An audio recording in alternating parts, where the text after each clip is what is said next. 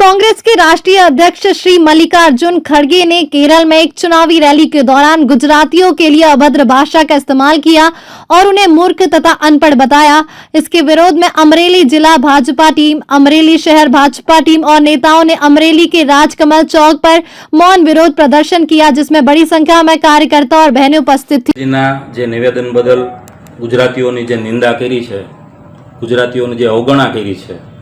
અને ગુજરાતીઓને જે મૂર્ખ કીધા છે એના માટે થઈ અને ભારતીય જનતા પાર્ટીના દરેક કાર્યકર્તા એ નારાજગી વ્યક્ત કરવા માટે થઈ અને આજરોજ જિલ્લા સ્તરનો એક કાર્યક્રમનું પણ આયોજન થયું હતું, જેમાં